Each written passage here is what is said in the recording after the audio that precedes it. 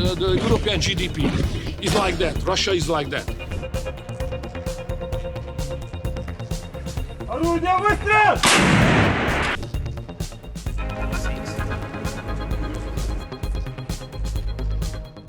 Donald Tusk took direct aim at Viktor Orban, accusing him of pretending the war doesn't exist.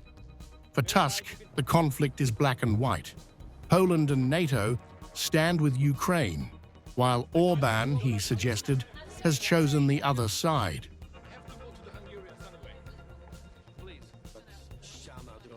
As far as Viktor Orban is concerned, we have a problem. I mean, I don't have a personal problem. We have known each other for many years. The question about Viktor Orban and the war, because Viktor Orban believes that there is no war, I believe that there is a war. The real question is not whether there is a war or not. The real question is who is on whose side in this war, because a war is something black and white. When there is a war between Russia and Ukraine, the question is who is on whose side. And it is known who is on whose side Poland is. It is known who is on whose side NATO, Europe, and it is probably known who is on whose side Viktor Orban, unfortunately. He warned against complacency, saying many Europeans argue the conflict is not their concern, that Ukraine should solve its own problems, and that citizens should not bear the costs in money, time, or lives. Rejecting that notion, Tusk framed the war as a matter of survival for the entire Western civilization.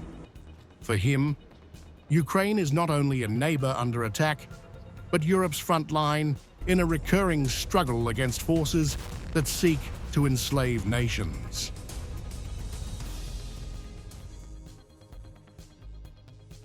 You may think that you are at war with Russia, but Hungary is not. Neither is the European Union. You are playing a dangerous game with the lives and security of millions of Europeans. This is very bad.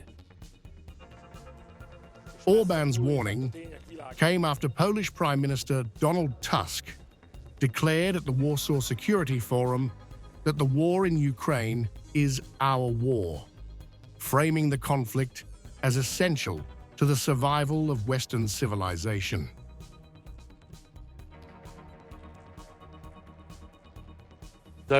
We often hear, both here in Warsaw and in every other place on earth, we often hear the voices of people who say, no, this is not our war, it shouldn't concern us. Let them handle it themselves there. We often hear, let them kill each other or solve their problems. It doesn't concern us. We don't want to pay. We don't want to sacrifice either our money or our time, let alone the lives of our soldiers. But we must be aware. And it's not about whether someone loves Ukraine or whether someone has had bad or good experiences with Ukraine in history.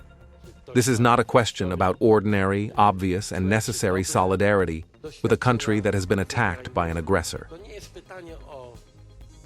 Tusk addressed dissent across Europe and within Poland, saying many citizens question why they should risk money, time, and soldiers' lives for Ukraine.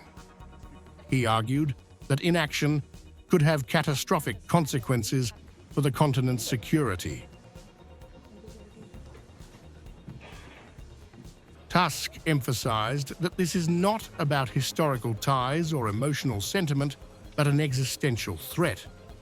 The war in Ukraine is part of a recurring global project that challenges Europe's survival. This is our war, because the war in Ukraine is just part of this dreadful project that appears in the world from time to time. And the goal of this political project is always the same: how to enslave nations, how to take away the freedom of individuals, of people, what to do to make authoritarian regimes, despotism, cruelty, and lack of human rights triumph. But Europe itself is divided. On Sunday, Slovakia and Hungary's leaders pushed back against Brussels' calls for deeper commitments to Kyiv.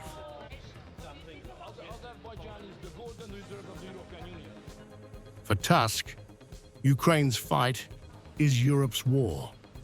For Orban, Brussels is gambling with millions of lives in a reckless standoff with Moscow. The clash between the Polish and Hungarian leaders underscores a deeper question. Can the European Union hold together on Ukraine as Russia tests its borders and Europe's unity alike?